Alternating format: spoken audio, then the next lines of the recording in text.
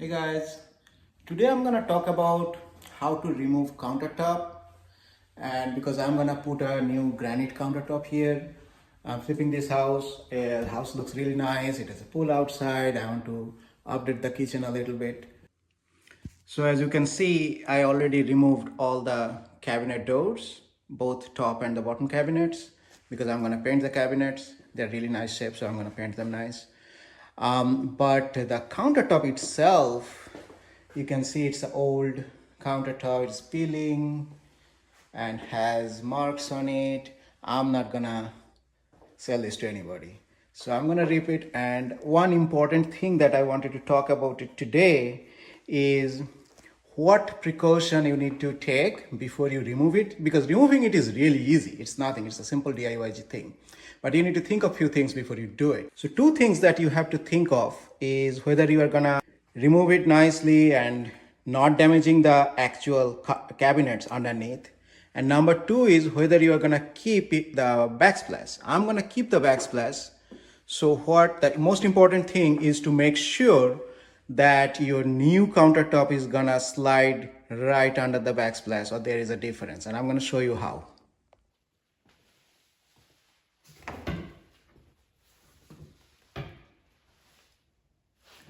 So to know what is the current thickness, what you need to do is first to rip the fascia of it, and to do that you need a piece of wood, you put it here, and this one is I already ripped, and you take the crowbar and get in there and slowly pry it open like this. Now when you open this, then you take a ruler or a vernier like this and you measure with the caliper that what exact thickness of your countertop. For me it was exactly 1 inch, but the new granite countertop that I'm gonna get is 1¼ inch.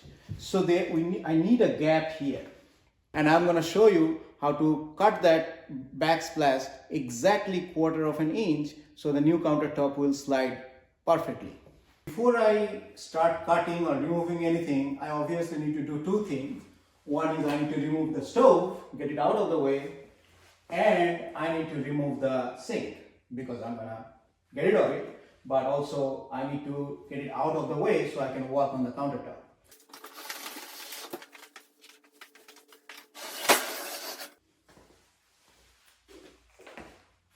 Okay, I moved the stove.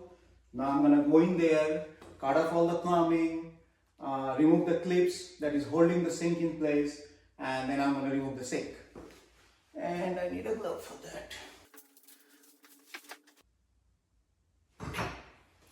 Okay, so I cut off all the plumbing. It's always a pain in the butt.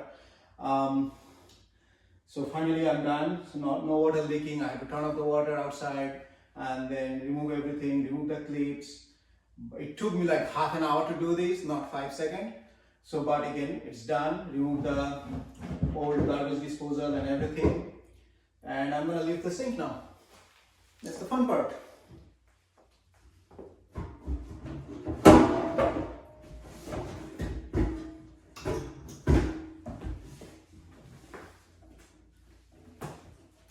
All right.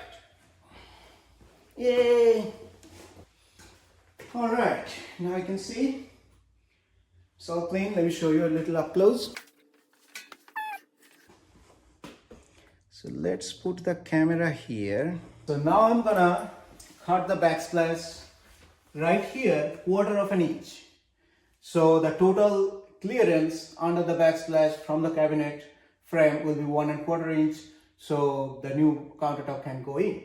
Now the important thing is that you should always measure it and figure this out before you remove the countertop, because especially for a person like me, like DIYer, because I'll show you how to do it real easy. If you remove the countertop, then having a straight line exactly 1/4 inch will be extremely difficult. Maybe professionals can do that, but for DIYer, maybe not. So I'm going to show you what I'm doing. So I basically took, let me show you, step back a little bit. So remember I took this piece off, or I can show you where I took it off. Let's go. Go, go, go. adventure. All right, so remember this piece I already broke off, and it just happened to be, I measured, this is exactly 1/4 inch thickness. So all I need to do, I put these on top of the existing cabinet, and that would be 1/4 inch. Now coming back to the place where I'm gonna show you how to cut. And I'm gonna zoom in a little bit so you can see it better. All right, and look at that tool that I'm using. So this is the tool you need. This is called an oscillating tool. And you need a half moon blade, just any cheap blade for wood, soft wood. You don't need fancy metal cutting blade for this, because the backsplash on the back is actually it's sort of vinyl thing. It is not a tile. So if you obviously if you have tiles, you need a tile cutting blade, but not for this one. And all I'm gonna do is take this 1/4 inch, put it right here, and use that as my guide and slide it right along and cut it exactly 1¼ inch clearance.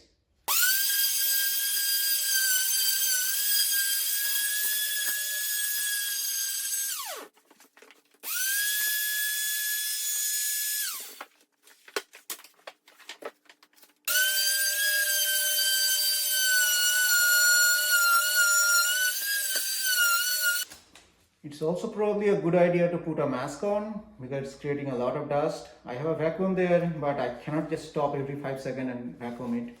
So I'm going to finish this portion and then vacuum it all together.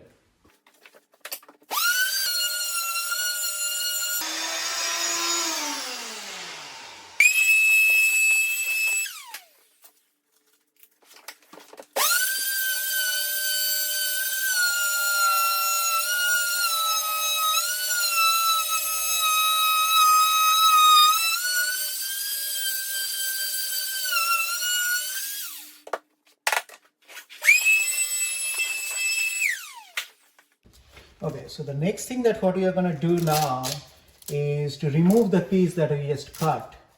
So remember we said this is 1 inch, now we cut the 1/4 inch. So we need to remove that 1/4 inch to have the whole 1¼ inch clearance. Now the best thing to do, best tool for the job is a simple thin putty knife. You can cut the old caulking with that as well and just pull it out. And whatever, and don't worry about the little bits and pieces that are there, because moment you remove this entire countertop, those will fall off.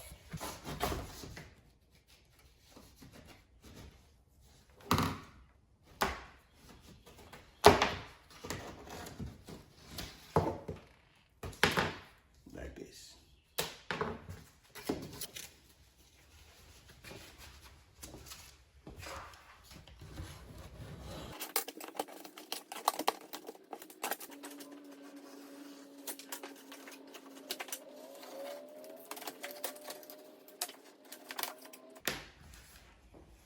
Alright, we're almost at the very last part of it, and here it is coming out as one piece, the last 1/4 inch. There you go. Now we are going to remove it and measure it to make sure we really got 1¼ inch or not. If not, I'll just sand it down just to here and there, maybe to finish up the job, so it will be really nice and perfect. Okay, so I just ripped this one off. And I didn't show you how to do it, but I'm going to do it for the rest, so you get a plenty of opportunity to see how to rip this off. But I was too curious to see if I really got the right cut or not, so I couldn't wait. So I ripped this off and I'm going to measure it right now. So there it go, old countertop. All right, now I'm going to measure this gap right here, and I'm going to bring the camera a little close. All right, I'm going to measure this right here. Okay, my caliper is not getting in. It's just a tad short. Okay, there you go. Yay! I want to make sure, I want to take 2-3 readings on different areas just before I show you guys. There is one. Looks like it is pretty parallel. Okay, I'm going to show you where exactly the mark is. Look at that tiny black mark I made with pen so I can see it when I'm measuring it quickly. It is right here, 3.2 centimeter, and 3.2 centimeter means 1.1 inch up there, that quarter inch mark. So it's a perfect 1.25 inch. That's exactly what I wanted. So to remove the countertop itself, first, like I said before, first you have to remove the fascia. So you can get into the actual material in here and get your crowbar in there. Okay. So I remove this one and I'm gonna remove these two side so I can start peeling all along the side. Okay. And I'm gonna fast forward it when I have the video.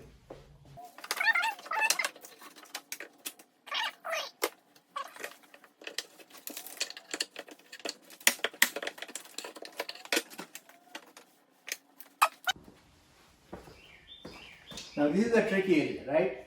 Because you have the dishwasher here, which closes right here, very close. You don't want to damage the dishwasher. It's a nice Samsung one. And there is no countertop right here. It could have been, it's not.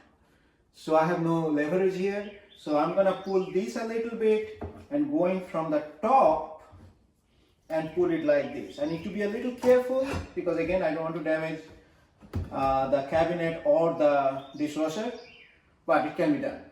So one thing I did is I'm putting a drop cloth on the dishwasher and to some extent inside of it, so there is no unnecessary dirt inside, and also by chance if my hand slips and this crowbar swings, I wouldn't be denting the dishwasher. So just to be extra careful.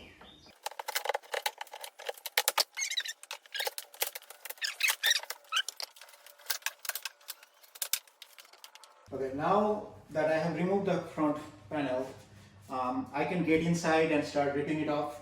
But as you can see, this is a huge piece and it will be really inconvenient because I work alone. I have nobody, no second person to hold the other end.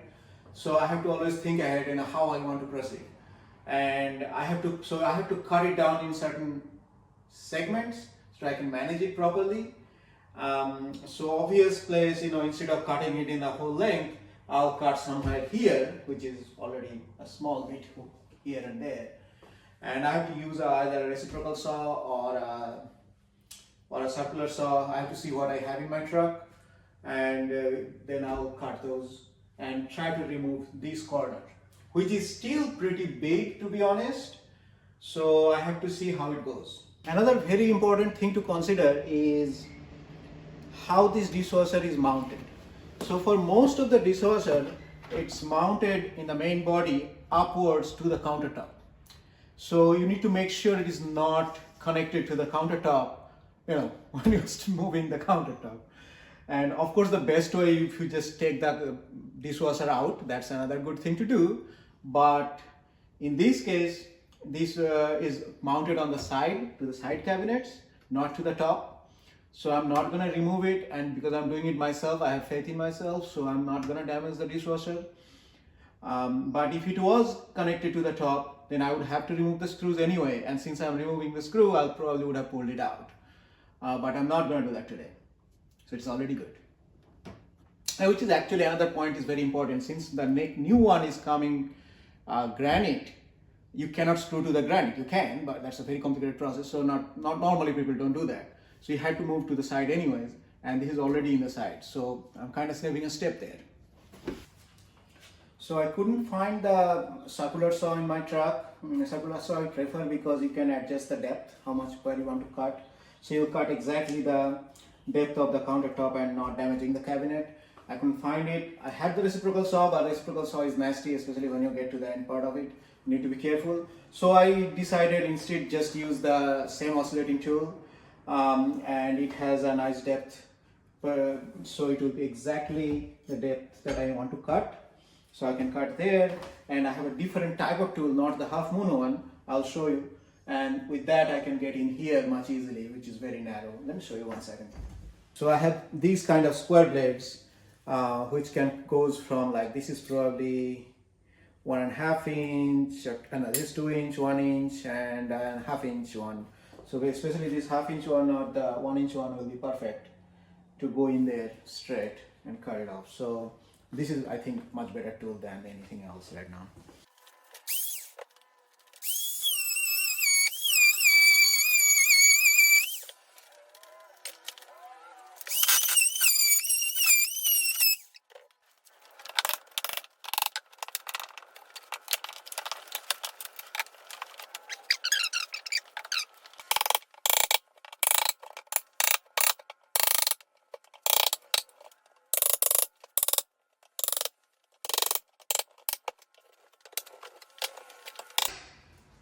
I mean, you need muscle, but it's a good idea not to muscle it too much, because when it is long, it gets a lot of leverage.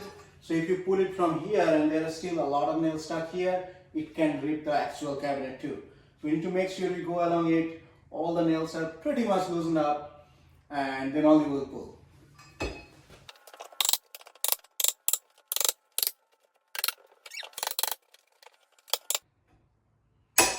For whatever reason, there are way too many nails in this area. So everything else came loose, but this tiny area is not moving, and it's a separate piece of cabinet, so the whole cabinet is moving, so I need to be extra careful here.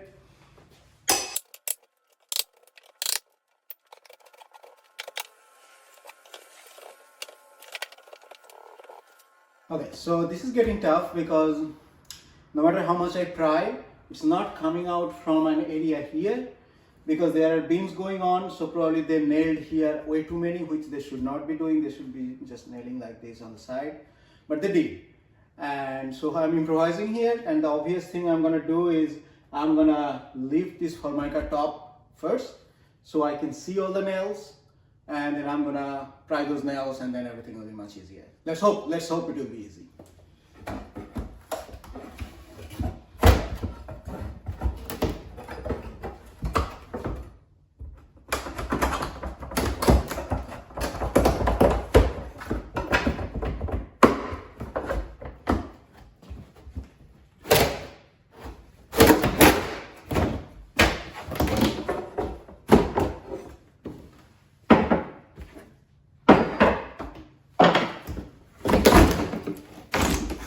There you go.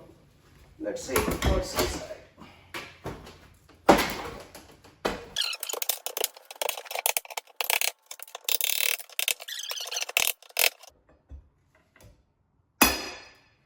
And the good thing is, if I do that, I can separate the two plywood here.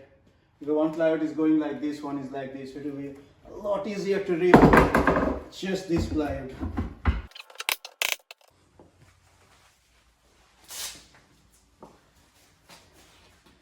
Okay, I removed the top Formica.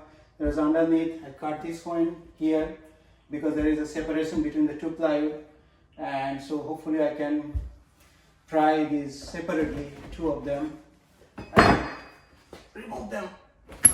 Yeah.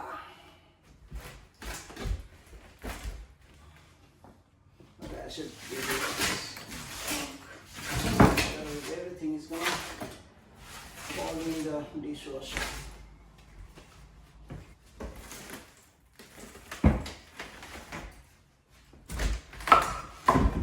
All right, one piece. Once this is done, you can see all these nails here.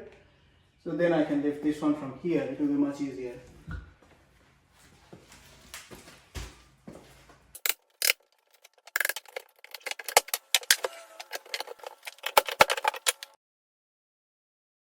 Although this side came out easily because it was only nailed here and here, which I removed, and so when I pulled, everything came out from that side.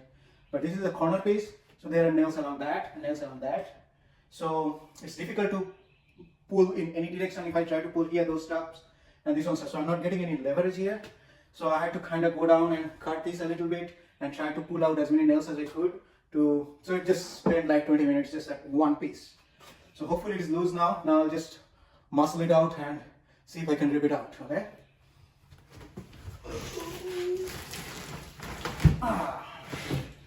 Yes. Oh, still not. Still not. Because now I can't pull it all the way because of that. Let's see if I get. Yeah. Yes. Jesus, this one was the beast. 20 minutes for one piece. And as you can see, I had to take my jacket off. I was sweating now.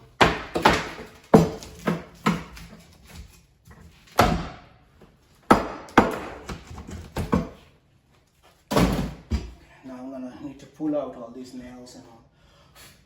Jesus, this is dirty. Why do I do this kind of stuff? I don't know. That's why I did a PhD, so I can do demo. Oh God. Some people are just crazy. Well,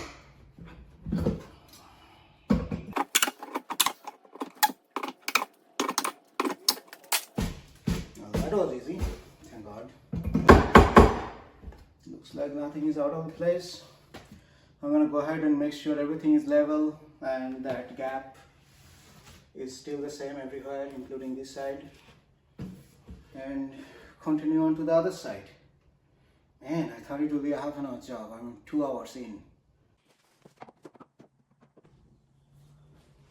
So I just finished measuring the clearance, the part I just demo, and it looks like it's pretty good. There are some parts that are slightly more than 1.25, but that's not going to be a problem because, you know, once we put the countertop, we have to finish that with some gray caulking anyway. So I'm going to continue ripping this side now.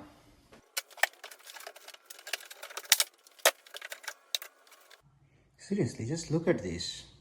How many nails you need to shoot to connect a 1/4 inch strip?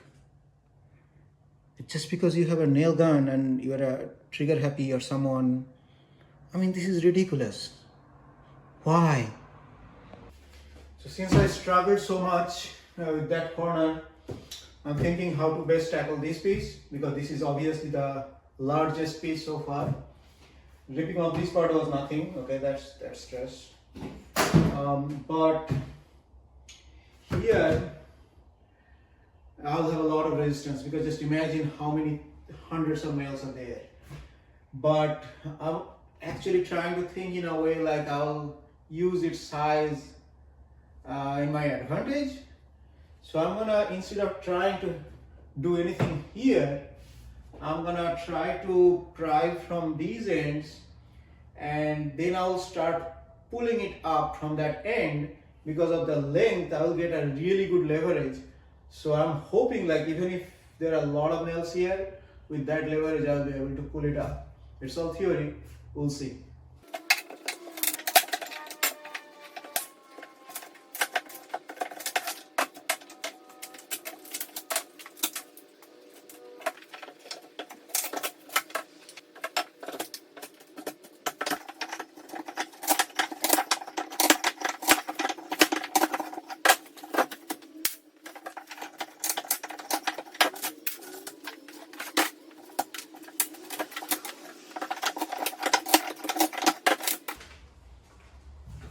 This piece of wood is really important because it protects your cabinet and also give you the leverage that you need. I talk about leverage a lot, because honestly, if you don't figure out leverage, you can't work alone. Sometimes I have to move like 200-pound stuff.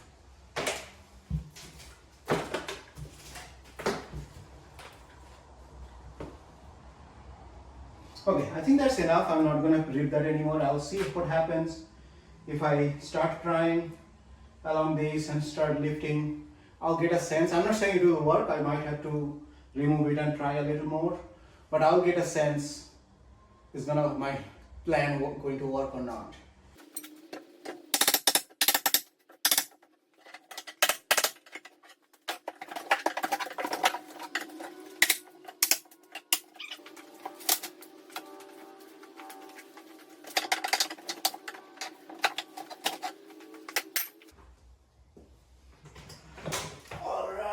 Look at that!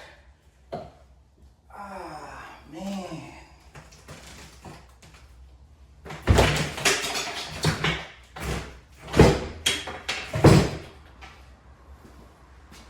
The biggest piece worked like a charm. So, what we learned today? Physics rule.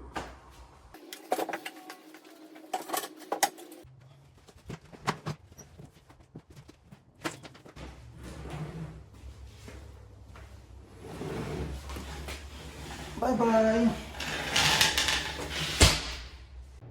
Okay, so today granite is installed and I'm gonna show you how perfectly it fit. Yay, perfect.